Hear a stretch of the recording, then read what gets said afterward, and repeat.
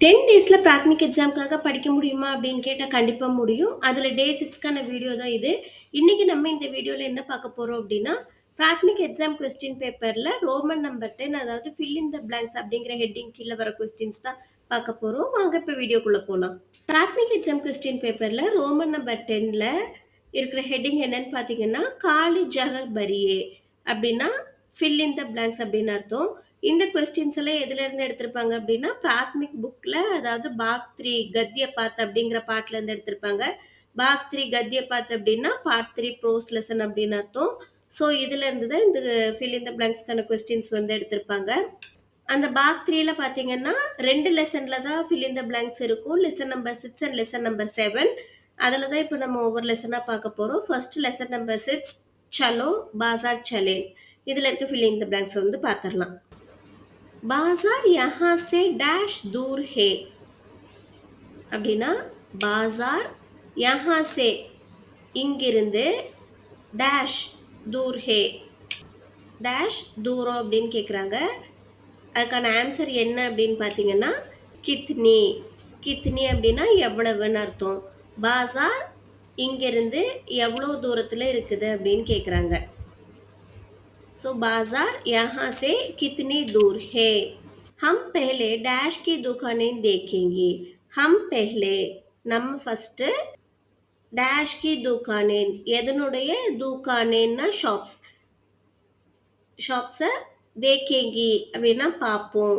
இதுக்கான ஆன்சர் பார்த்தீங்கன்னா கிரானே. கிரானே அப்படின்னா மளிகை கிராசரிஸ். ஹம் பெஹ்லே நம்ம ஃபர்ஸ்ட் கிரானே கி துக்கானேன் मளிகை கடை ग्रोसरी शॉप्स देखेंगे பார்ப்போம். हम पहले किराने की दुकानें देखेंगे. नेक्स्ट डैश की दुकानें अलग हैं. डैश की दुकानें எதனுடைய ஷாப்ஸ் அலக் அப்படின்னா டிஃப்ரெண்ட் தனியாக இருக்கிறது. ஆன்சர் பார்த்தீங்கன்னா சாவல். சாவல் அப்படின்னா அரிசி ரைஸ். அரிசி கடை சாவல் கி துக்கானேன் அப்படின்னா அரிசி கடை. ரைஸ் ஷாப் அலக் ஹே डिफरेंट तनिया இருந்தது. चावल की दुकानें अलग हैं. सस्ते डैश में स्कूल के बच्चों के लिए कागज नोटबुक और पुस्तकें मिलती हैं. सस्ते அப்படின்னா மலிவான அப்படின்னு அர்த்தம்.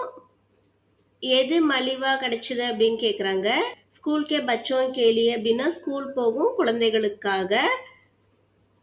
காகஸ் பேப்பர் நோட்புக் புக்ஸ் மில்தி ஹே கிடைக்குது. இதுக்கான ஆன்சர் பார்த்தீங்கன்னா தாம். தாம் அப்படின்னா பிரைஸ் விலை. சஸ்தே தாம் அப்படின்னா மலிவு விலை.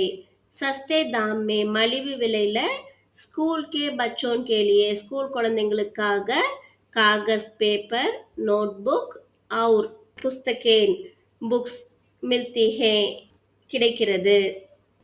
Next lesson 7 Mahatma Gandhi ji. सन 1914 में महात्मा गांधी भारत डैश आए. सन அப்படின்னா இயர். सन 1914 மேனா இயர் 1914ல மகாத்மா காந்தி பாரத் அதாவது இந்தியா டேஷ் ஆயே. இதுக்கான ஆன்சர் பார்த்தீங்கன்னா லவுட். லவுட் அப்படின்னா ரிட்டர்ன் திரும்புறது.